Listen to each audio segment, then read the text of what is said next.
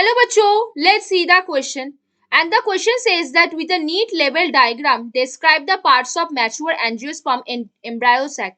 Mention the role of synergids. तो आ जाओ बच्चों थोड़े से की कॉन्सेप्ट के ऊपर बात कर लेते हैं, चीजों को अच्छे समझ लेते हैं तो क्वेश्चंस को हम बहुत इजीली हैंडल कर सकते हैं बच्चों। तो ये वाला जो आपका पार्ट है ये आपका बेसिकली कौन सा पार्ट है, चलाजल एंड वाला पोर्शन है।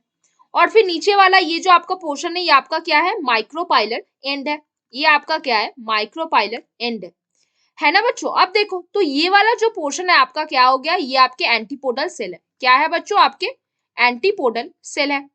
और फिर यहाँ पे जो पूरा ये पोर्शन है, ये स्ट्रक्चर है, ये आपका क्या कहलाता है, सेंट्रल सेल कहलाता है। क्या कहलाता है बच्चों, सेंट्रल सेल।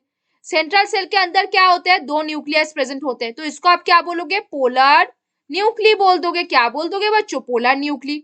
और ये वाला जो सेल है ये आपका क्या कहलाता है, एक सेल कहलाता है। फिर ये दो वाला जो आपका स्ट्रक्चर है वो आपके क्या है, साइनर्जिड्स है। क्या है बच्चों, साइनर्जिड्स।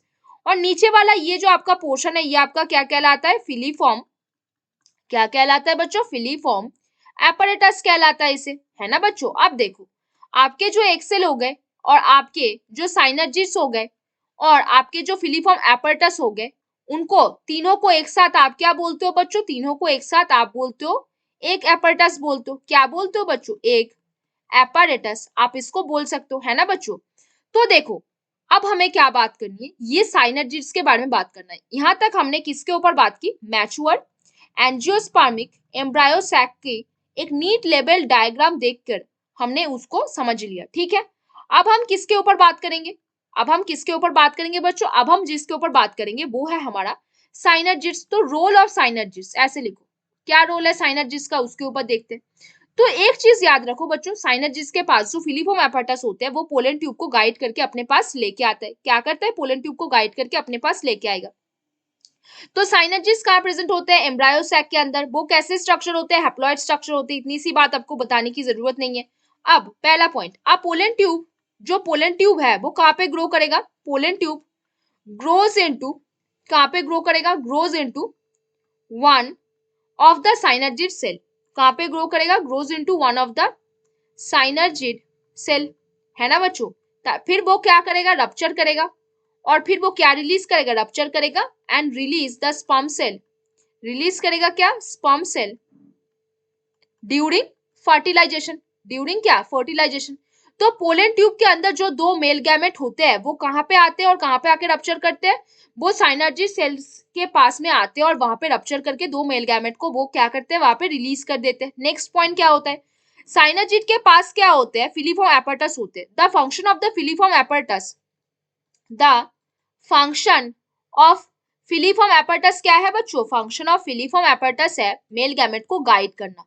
The function of filiform apparatus, of filiform apparatus क्या है बच्चों, क्या है जरा बताओ, मेल गैमेट को वो गाइड करते हैं। Apparatus is to guide the entry of the pollen tube, is to guide the entry of pollen tube and release the sperm cell. Entry of क्या बच्चों बताओ, पोलन ट्यूब और स्पर्म सेल को, and release the sperm cell, आप उसको male gamete भी बोलते हो, रिलीज द मेल गैमेट बोल सकते हो या फिर आप उसको स्पर्म सेल भी बोल सकते हो। दोनों बिल्कुल ही सेम बात है, कंफ्यूजन की कोई जगह आपके अंदर रखनी ही नहीं है। तो बच्चों हमने यहाँ पे मैच्योर एंजियोस्पर्मिक एम्ब्रायो सैक का एक अच्छे से डायग्राम के जरिए से उसको हमने पूरा डिस्क्राइब करके देखा। डिस्क्राइब मतलब क्या क्या देखा, हमने देखा जो एंटीपोडल सेल होते हैं वो चलाजल एंड के पास प्रेजेंट होते हैं। फिर बीच में हमारे सेंट्रल सेल प्रेजेंट होते हैं। फिर यहाँ पे सेंट्रल सेल के अंदर दो पोलर न्यूक्लियस प्रेजेंट है। फिर हमने देखा साइनर्जिड्स है, साइनर्जिड्स के नीचे प्रेजेंट है फिलीफॉर्म एपरेटस, और वो फिलीफॉर्म एपरेटस हमारे माइक्रोपाइलर एंड के तरफ होता है। फिलीफॉर्म एपरेटस का फंक्शन होता है कि पोलन ट्यूब को एंट्री को वो गाइड करे और वहां पे आके मेल गैमेट रिलीज हो। साइनर्जी सेल के पास क्या होता है, वो मेल गैमेट आते हैं, वो पोलन ट्यूब आके वहां पे रप्चर होते हैं और मेल गैमेट्स का वहां पे रिलीज करते हैं। फिर वो मेल गैमेट आता है और एक सेल के साथ क्या करता है, फ्यूज करता है, जाइगोट बनाता है। एक और मेल गैमेट जो आपके सेंट्रल सेल के साथ आके मिलता है वो क्या बनाता है, प्राइमरी एंडोस्पर्मिक न्यूक्लियस का फॉर्मेशन करता है। इनको हम क्या बोलते हैं, ट्रिपल फ्यूजन बोलते हैं। इसको हम क्या बोलते हैं, डबल फर्टिलाइजेशन बोलते हैं। तो ये वाला जो आपका पॉइंट है कि ट्रिपल फ्यूजन और डबल फर्टिलाइजेशन क्या है वो भी आपको याद रखना है। क्या, triple fusion and double fertilisation, and double fertilisation वो भी आपके लिए काफी ज्यादा इंपॉर्टेंट सवाल है, तो इसको भी आपको ध्यान रखना है बच्चों। इसको भी आपको क्या रखना है, ध्यान रखना है। तो बच्चों हमने यहाँ पे वो भी बात कर लिया, हमने पूरे पार्ट्स को नीट एंड क्लीन डायग्राम के जरिए से डिस्क्राइब किया और हमने उसका रोल ऑफ साइनर्जीज भी देखा। तो बच्चों hope you understand the question very well. Best of luck बच्चों।